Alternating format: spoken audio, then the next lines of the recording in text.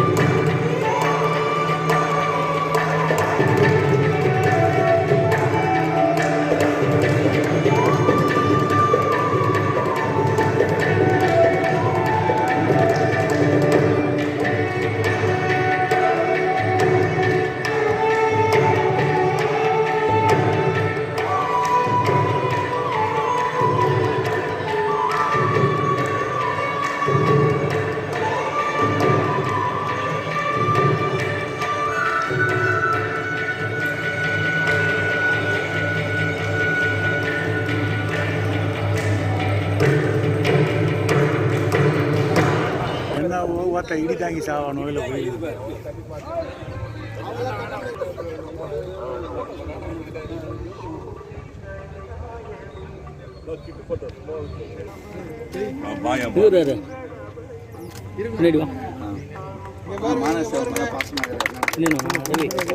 Sir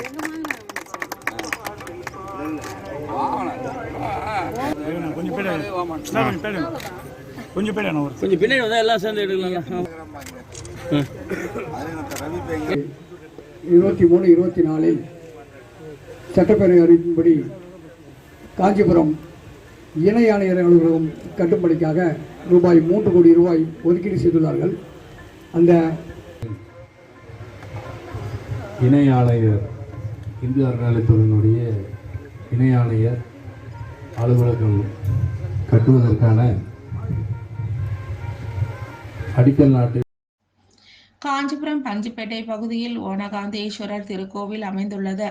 கோவிலுக்கு அருகிலேயே அக்கோவிலுக்கு சொந்தமான இடத்தில் ரூபாய் 3 கோடி மதிப்பில் காஞ்சிபுரம் சரக இந்து சமய அறநிலைத்துறை இணை ஆணையர் அலுவலகம் கட்டுவதற்கான பூமி பூஜை விழா நடைபெற்றது. காஞ்சிபுரம் எம்எல்ஏ எழிலரசன் செங்கலை எடுத்துக் கொடுத்து கட்டிட பணிகளை தொடக்கி வைத்தார்.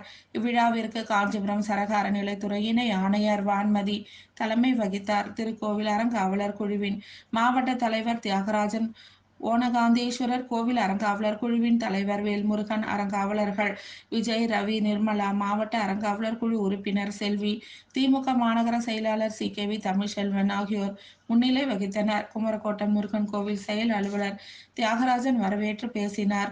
காஞ்சிபுரம் வரதராஜ பெருமாள் கோவில் தலைமை பட்டாச்சாரியார் கிட்டு, குமரக்கோட்டம் முருகன் கோவில் பூஜகர் சந்திரமௌலி குருக்கள் ஆகியோர் பூமி பூஜைகளை செய்தனர்.